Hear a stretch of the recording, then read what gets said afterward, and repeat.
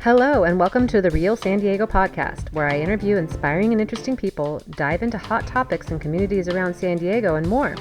I'm your host, Cece Summerfield, and in this episode, I'm recording on location at the San Diego Humane Society Walk for Animals.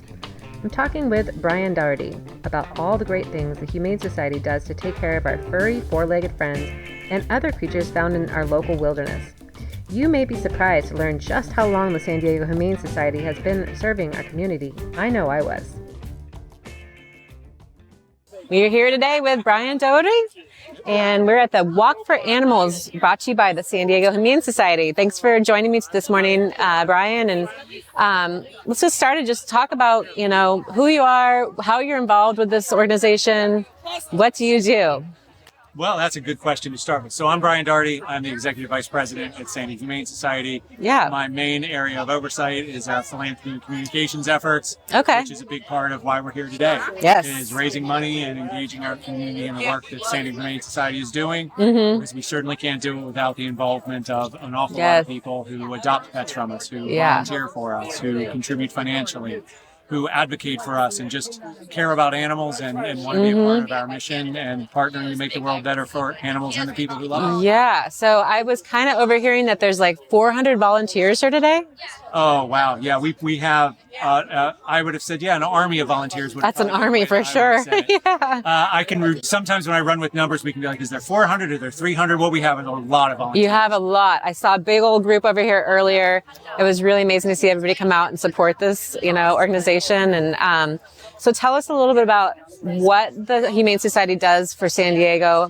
What areas do you guys help with? Sure. As far as animals go? Sure. How long do we have for our talk? I know. You're going to have to put it in like bullet points. So what we do at San Diego Humane Society is an awful lot. I think one of the things everybody generally knows that we adopt out dogs and cats. Yep. And I think that's sort of the low-hanging fruit of what people think of San Diego Humane Society. For sure. What they don't know are a lot of other things that we do. Yeah. Things like we just started a new community veterinary program. Really? One of the biggest problems that folks face in our community right now is access to affordable veterinary care.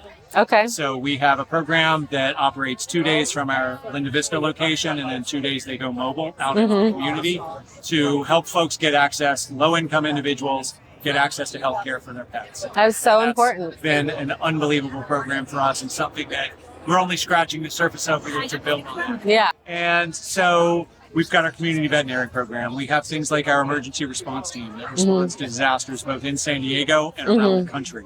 Wow. Okay. We have humane law enforcement. We have over 50 humane law enforcement officers who work to investigate things like animal cruelty, to barking dogs, to basically you name it. But Sure. the work that they do is absolutely vital to help be a voice for animals. I agree. We took in 35 cats from a boarding case yesterday. Wow. We have, at this moment in time, 5 other active boarding cases that we're working on. We have the first 24-hour kitten nursery of its kind in the country, which has morphed and adapted in the way that we do that. But what we've done is basically save the lives of about 15,000 neonate kittens in the 10 years that this kitten nursery has been in operation. It's now kitten season, so if anybody who is hearing this thinks, hey, I love kittens and I want to be a foster for kittens, we can use You need some foster parents?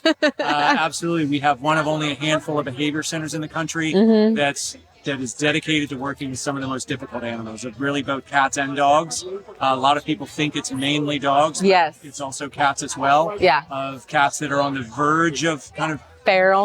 And we'll try and bring them around so that we can adopt them into homes. That's so exciting. I love that. So just let's talk about today. I mean, what does this Walk for Animals mean to the Humane Society as a fundraiser? As a fundraiser, we raise over $300,000. Wow, that is incredible. Which is fantastic. But I think, as with most things with the Humane Society, a lot of people are surprised just at the scope and scale of our programs and what it takes to do it. Yeah. Operationally, our budget for this past year was about $52 million. So, and about half That's a lot to raise. About half of the money that we use at San Diego Humane Society comes from philanthropy, comes from our community supporting the work that we do. That's amazing. This is a great day. It is a super important day for us. Yeah. It's also a day just to truly generate enthusiasm and to connect animal lovers with the cause and what we do. We really, the tagline for our organization is Inspire Compassion. Yes. And we have a number of things, including this T-shirt that I'm in, to Yes. help us create a You can more... show that to Right there. Okay. To create a more humane San Diego. Yes. And that Very nice. That's a big part of what we're really looking to do, is to connect people with why does it matter that we care for animals. And this also goes, because I'm going to step back now, one of the things that I unbelievably missed in talking about what we do is wildlife. Yes. And our Project Wildlife program is there for about 13,000 wild animals that are brought into us. We rehabilitate them when we can, and release them back into That's exciting into the stuff world. too. Yeah. And I'll be bringing 4 squirrels home to my house on Monday to be a part of that. And I will care for them and work with them. So they get bottle fed at Project Wildlife when they come in, generally orphaned. When they get old enough to move on from that, they will come to someone's house like mine. There are others that do it. I'm just one of the people on our squirrel team. Sure.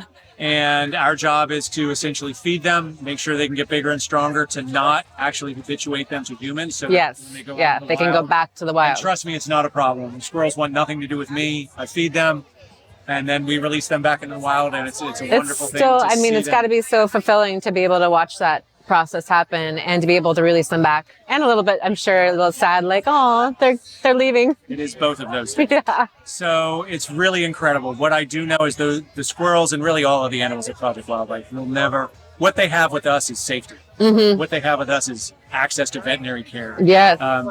Clean water all the time. Right. Access to great food. Yeah. Going out into the wild is hard. Yeah. But that's what we're here for. It helps keep our community as biodiverse as it can be. And I'd say for us as an organization, we also recognize that we've had an impact on wildlife. Yes. And if they're injured and hurt, I think we owe them a responsibility to be able to help them. I found a baby possum once and I turned it into the Project Wildlife. It was so cute. Oh my gosh. And I was so happy to find a place that it could go safely. Yes. And be cared for. So, I was reading on your website and I saw some success stories, but I was wondering, do you have like a favorite success story? Wow. I'll give you a minute to think about it because that plane's going to go over in just a second.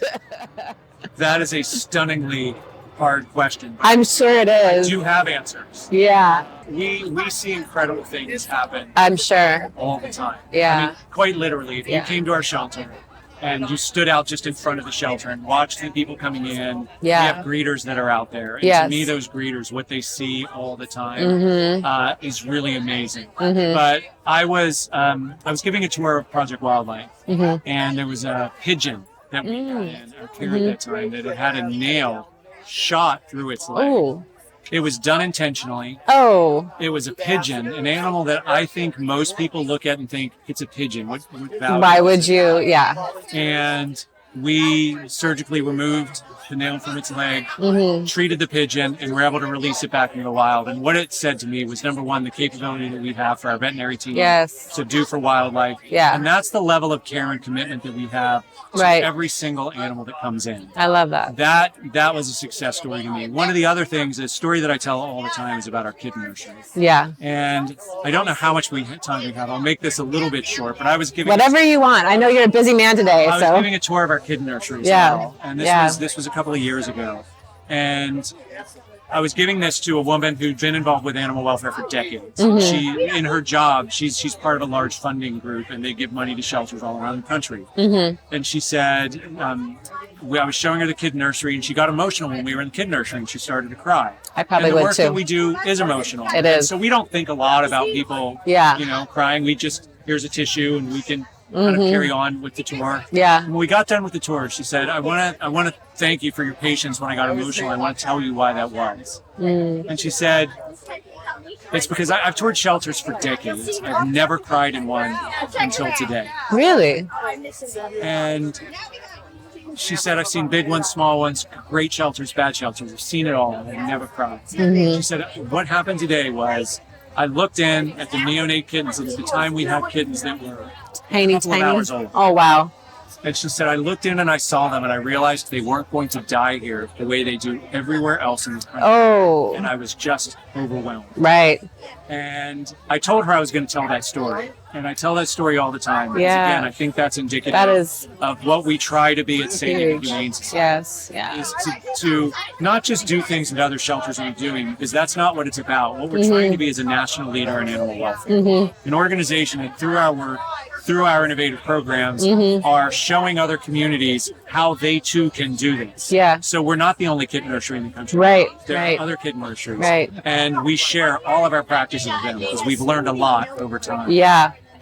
So those are two stories, but I could just It's go amazing. I'm sure you could go on and on. and on Yeah. and on about Yeah. animals that have come into our care, and we work with them for literally years sometimes. As long as they're doing okay, as long as there is a pathway for those animals, we're going to stick with it, Yeah. and we're going to do the work that they need. We have incredible it. behavior team. We have incredible veterinary team. Our animal care staff is unbelievable. Yeah, Our volunteers that come in and help us. Yeah. And truly, come down to the shelter any day, and basically what I'll show you is an animal miracle story in the happening. Yeah, I imagine. I mean, the story I read, it was about a dog named Cece. So I was like, So oh, might have Cece. connected with that. I connected with that, but I actually cried just reading the story because I was just like, wow, it was incredible. I mean, this dog looked like it was on death's door. Yeah. And it was able to be adopted, like brought back to health and adopted out successfully. And the family was just so elated about, the fact that they have this dog now. We do it all the time. Yeah, it's just one story. And I'm like, crying my eyes out. It's happy, very happy. We have, I went out and I spent a little bit of time with our admissions team the other day. And what I saw happening out there just on that day, we had a gentleman who brought in 2 dogs that he was looking to relinquish to the shelter. Yeah. It's clear he loved those dogs. And what we try and do is talk to folks about, why are you relinquishing your animal? Is it a behavioral reason that we can help address? Yeah. Is it financial resources? Maybe you need help getting food. You can come to our pet pantry. Yeah. If it's access to veterinary care, you can use our community veterinary program. What are the things that we can do? And we were able to send him away with 2 new crates. Good. Larger than the crates that he had. Good. With free pet food and connected with our community veterinary program. He was able to take those dogs back home. He loved it. Again, amazing. I can't say amazing enough times because it really is amazing with the work that you guys do. Watching that happen is a really incredible thing to see. He was crying. People are crying. I bet. And it's amazing to give that pet family the opportunity to stay together in a way that he didn't think could happen. Yeah. And again, to me, that's what we do. It's what we do all the time. Yeah. And it's what we love to do. I love it. Well, I definitely see the passion in it. And one last question. I mean, well, not last question, but how long has the San Diego Humane Society been around? For a long time. How long do you think we've been around? That's one thing I didn't do my research on. That's okay. I was going to say 30, 40 something years around there. We've been around since 1880. Are you serious? I'm dead serious. Wow. You can look this up. You can fact check this. All the viewers out there, you can fact check. Wow, that's amazing. 1880, we are San Diego's oldest nonprofit. That's and have been just around for a great. really, really long time. That just goes to show you all the animal lovers in general in San Diego and how far back that love for our animals goes. Yeah, I mean, so animal welfare has certainly evolved since the 1880s. And kind of an example that I use of this is you can kind of run in cartoons and look at the cartoons. Sure. Starting out with Peanuts. And, you've got Snoopy that lived outside. On his doghouse. Yeah. And, there was that. And then there's kind of Scooby-Doo that he rode around in the van. Yeah. And then there's Brian from Family Guy who sits on the couch and actually talks with the family. When we think about the way that animals in our lives have evolved over time. Oh, yeah. It's really amazing to look at. I mean, just walk around and see the other vendors that are here. Oh, yeah. I'm going to take a look after this is The done. products that are available, how we've, I mean, obviously for me, it works that pet members are members of our family. Sure. Yeah. And we treat them that way. We feed them better. We're giving them much higher quality food. Yes. We are able to treat medically things that we couldn't do before, and we value that. Yes. And that's a really amazing thing. Even things like pet insurance. Yeah. I was growing up, the idea of pet insurance. Are you kidding me? didn't exist. Yeah. And now Exactly. we have pet insurance so that people can weather those really significant events in their family's lives. Because it can get very expensive very quickly. It sure can. So Brian, if somebody wants to get involved and do some volunteering for one of your many programs that you have going on, what's the best way to get in touch with you guys? Yeah, so the website. Okay. Go to the website. We have loads of resources on the website about our volunteer programs and how folks can be involved. One just really simple, easy way for people to to not even have to come to the shelter and help us. Number one is financially. Certainly, it's really easy. Go online, you can make a philanthropic contribution, and we need that. Definitely. Aside from that, though, we're always looking for people to truly be advocates for animals, to be aware of the animal issues, read up, follow us on Instagram, on TikTok, on Twitter. You guys are all over social. All over. Yeah. And what we're doing is sharing a wealth of information. Some of it is fun, some of it's adoptable animals, but a lot of it is also really informative about the work that we're doing and issues that are related to animals. And we would love to have more people in our community that are there helping us inspire compassion and to create a more humane San Diego and a more humane world. Love it. So also go to your website for animal adoption too, and then come into the shelter and check it, see who you have. Our adoptable animals are all online, so you can go and if you're looking for a big dog, a small dog, an old dog, a young dog, you can certainly get a general idea. More than welcome to come into any of our shelters as well and see them. But going online is a really easy way to do it. Start first the process. And get a sense of, this is the animal. This is what the one I can say is you never know. You can come into the shelter and think that you were looking for one thing, and then all of a sudden connect. And let me just be clear, the animals, they know this. Yeah, they have a sense. They give a lot of people those looks. Yes. But you may be surprised, and you may end up taking home something a little bit different. Well, I am unfortunately, I'm not in a space in my life where I can have another dog right now. I did have a dog for many, many years, and I loved her dearly. But I've decided to do some traveling and really take some time to myself. So when I do settle back down, I definitely will come down and find that connection. We've been here since 1880. Yeah. We'll be here a few more years. I'm sure you will. We'll be there when you're ready. Okay, Method. Thank you so much. Look at this one more time over. Yep. And I'm just going to say thank you so much for meeting with me today and taking a few minutes out of, I know what your busy day is here at this. And I'm looking forward to going and touring some of the vendors myself and checking everybody out. And thank you for having me. Thanks for giving me the opportunity to share a little bit about what we do. Thank you. Absolutely. Have a great rest of your day. Thank you.